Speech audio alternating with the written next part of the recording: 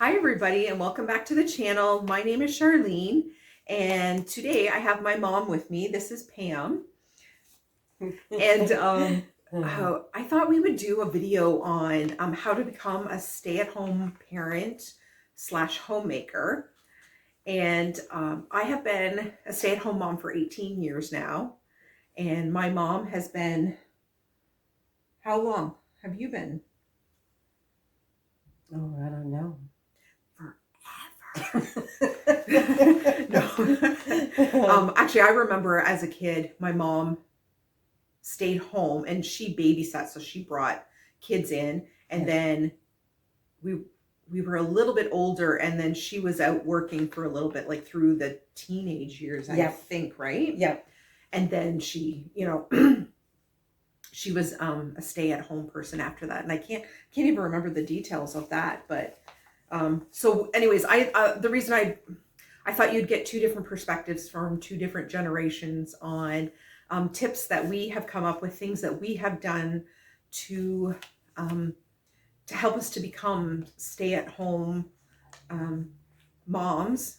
And yeah, so we just thought we would share them with you. So number one is going to be to pay off your debts. To start off debt-free or in as little debt as possible will make a huge difference. Mm-hmm. When my husband and I got married, our intention was not for me to be a stay-at-home mom for this many years. It was just through the early years until they were in school. But we were both debt-free going into our marriage, and we both had our own cars. They were all paid for. And then that helped a lot, because when you first get your house, you don't realize all the extras that come with it. You think, oh, I have this much extra, we're going to be fine. And it's all gone. All that extra is just, because you have your first month of this bill, and then they make you pay a startup of that, like your utilities or the hookup, whatever they call it. And there's all these extras that you really don't think about. So that's only if you're starting out. Most people are probably already, have their place and everything. But so anyways, yeah, pay off your debts, get as little, monthly payments as possible out there. Like make sure your visas are paid off. If you have 3 visas, try to get, 2 of them totally paid off. Yeah, stick to with one. Yeah. And the one thing with my husband and I from day one, whatever we never purchased anything if we did not have the cash for it right then and there. That's the one thing. You put stuff on your visa, and then you're just like, I'll pay the minimum. Well, the interest is crazy. Like it is, yeah. Yeah, and that's what gets a lot of people into a lot of trouble. So that would be my number one. And then Mom, what is yours? Mine is shop once a week or every 2 weeks to make your trip worthwhile, because it also saves on gas. Yeah, exactly. That's one thing. I used to go out a few times a week. Well, gas was a lot cheaper back then too. It wasn't so bad. But nowadays, if I go out once a week, if I have an appointment, chiropractor appointment, I'm like, okay, that's the day I'm doing groceries. I'm gonna, stop, visit my mom. It's like you just kind of work everything in that one trip. Exactly. So it'll depend on which town you have to go to, because we're kind of in the middle of a few different towns. So yeah, so that's definitely a really good one. Okay, so here is my second one, and these are in no order other than number one. I definitely think the most important thing is to pay off debts. That is, everything else is not in order. Add up all your monthly bills, including your mortgage, your car payments, and your utilities, and take the paychecks of the person that's going to be your sole provider, and make sure that their paychecks are going to cover all of the bills. And what else you have to realize is that that person is going to have sick days. There's always going to be a surprise bill that pops up. Say your car breaks down, so you have to be aware of this. So if that person just covers all of the bills, just barely, you're probably going to have a bit of a hard time with that.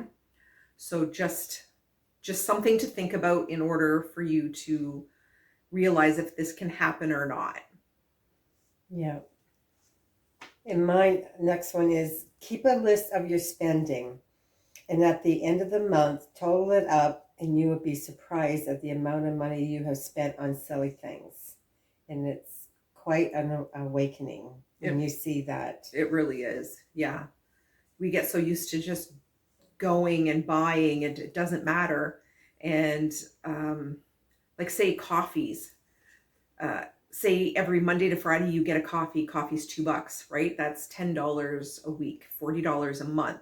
And then if both of you are doing it, that's $80 a month. And then if you're getting a muffin or a bagel or donuts, right, it's that much more. So if you think about it, you just buy a canister of coffee for, say, $8.99. That's what it costs here on sale. And that will last you more than the month. So, like $9 versus $80 in a month. Right there, you're saving huge. Oh, definitely. Right? And I would also throw in there about eating out. Yes. Especially for larger families. So there's 5 of us. So I know for sure eating out for us, minimum is 75 or more.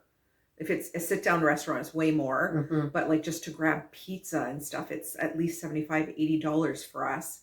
And yeah, can you imagine the food you can buy for that much and how many meals, that exact amount? It's not a big deal. We actually only, I would say for our family, we only eat out maybe 3 times a year. We've just gotten so used to me making everything from scratch, right? And my youngest does say that I'm a good cook, so right? So that's a bonus. But anyways, yeah, so I would definitely agree with that. Yeah, because I know if me and my husband go out, sometimes he likes to go out for breakfast, and that's $40, $50 just for the 2 of us. For 2 of you, yeah. I know. It's been so long. Well, so my oldest is celiac, so that's also a reason why we don't eat out too often, because there's not a ton of gluten-free places. So that kind of helped us make that decision as well. But yeah, so but the cost, right? I think that because I've been a stay-at-home mom for 18 years now, you start out and you're so thrifty. Like you learn you have to be so thrifty, right? And so it's like I sit there and imagine these prices going through my head. I'm like, oh my God, there's 20 for that one, 20.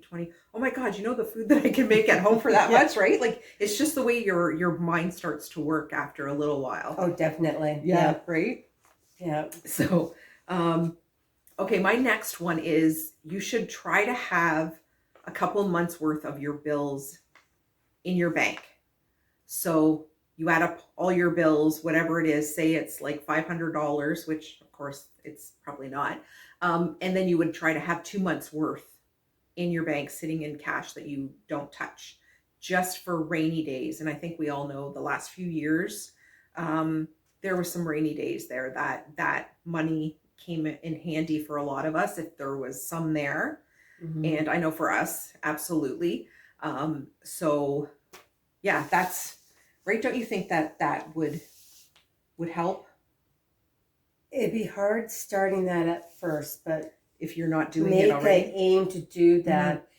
The first time you do it is very difficult and it's hard on our emotions because we're so used to doing things. Yeah.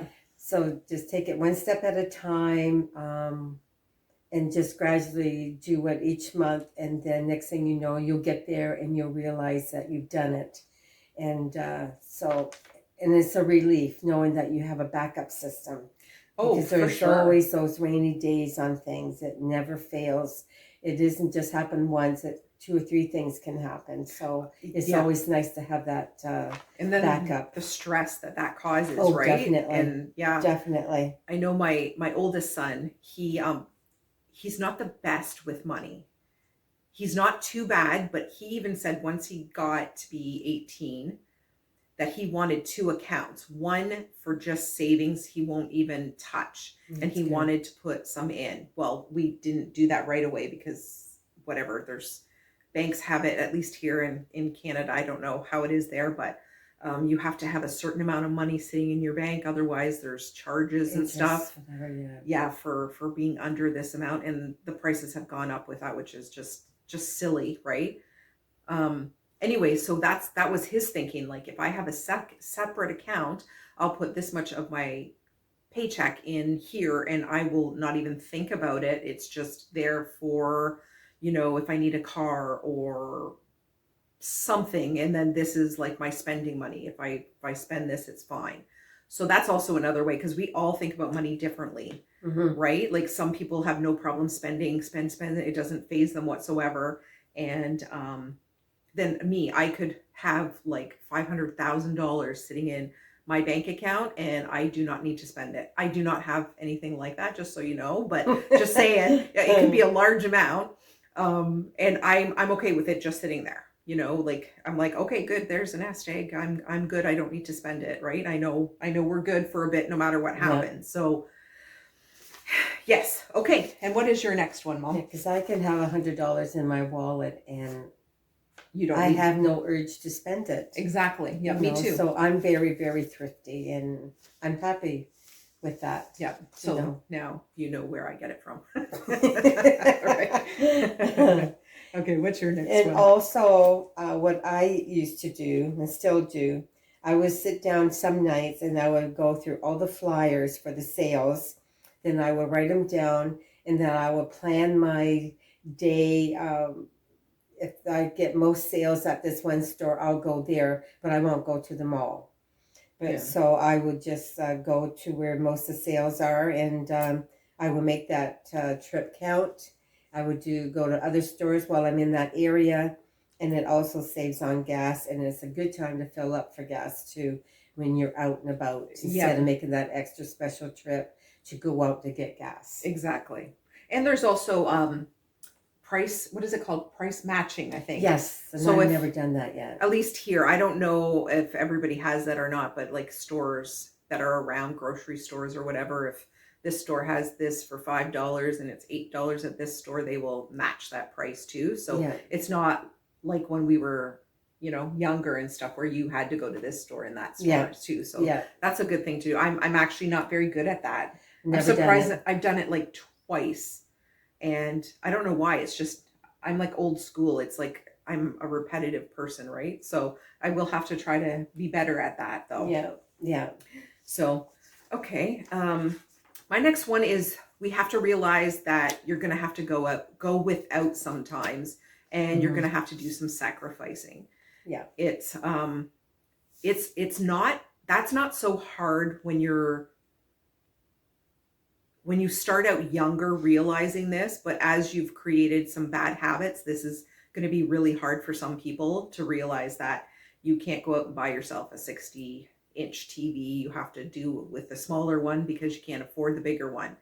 And it's not, don't put it on your credit card and pay for it later, because you're going to pay so much more with the interest. Yeah. And so, and I'll use one example that I have here. So like, my husband and I have been really good with money, like our whole marriage. We just have, we've learned through trial and error things to do, things not to do. So we can afford to go out and buy a brand new couch if we wanted to. But we have learned to be a little thrifty, and I have seen on Marketplace. This couple was getting rid of a recliner that was only about 2 years old, and it was a couch and a chair, and they were selling it for $300. So I said to my husband, I said, do you want to do this instead of going to spend $2,000-3,000 on a brand new one? And he said, absolutely. So that's what we did. We still have it. I'm thinking 3 years. It's starting to show some wear. So probably, I told my husband, in about a year or so, we will have to look into that. But that's 3 years of that money we saved, not putting out that kind of money. So if you're in that situation where you have to make something last, that might be also another option, right? Some people have to get rid of it for various reasons, and they're still in such great shape, yet you're going to save a lot of money. Mm-hmm. So that was, and then going without, sometimes like I remember going shopping in my early years of being married, right? And we would go to Walmart or something and I'd Hmm. put stuff in my cart, and before we go up to pay, I'd look at it going, do I need that? And then I would take Start taking things you out. you take things out going, you know what, I have to change my mindset because I don't know how our bill system's going to be, right? Like you just have to be very, I guess minimalist, right? Would be the better way to describe that, Hmm. right? You know, you kind of have to do without a lot of the unnecessary, I guess, right? Or the finer things in life. Yeah. I guess I'm not that fancy. I like nice things, but Hmm. it doesn't have to be everything new and, like used Or stores, what the right? styles, yeah. We love shopping at used Yes, stores. we do. That was on our list somewhere, but I'm Yeah, just jumping ahead. yeah. You're part of that because I said shop at secondhand stores or marketplace for great sales. So you've already Yeah, presented some of it's that. so Yeah, true. I know when my mom used to volunteer at the community community care, care. which is a secondhand store, Hmm. and when I had babies, she used to find like the onesies for like $1. And she's like, Shar, do you mind if these are used? I'm like, You $1? I would be buying these for $10 each. I'm like, no, no, no, whatever you find. And she would be so excited. Shar, guess what I found? Right? It was I really never cute. left there empty-handed. Yeah, no, no, I was very blessed when my kids were young because she saved me a lot of money. And I think at the beginning I didn't really shop at secondhand stores. I guess because I remember as a young kid there was this store in our town, Salvation Army, and I remember going in there, and at the time it smelled so bad in there, and I think that's just stuck in my mind. But Yeah, now it's different. Like everywhere you go, they're clean and stuff. But at way back when, this is, yeah. well, we won't mention how long ago this was, but it was a long It's a time ago. while. Yeah.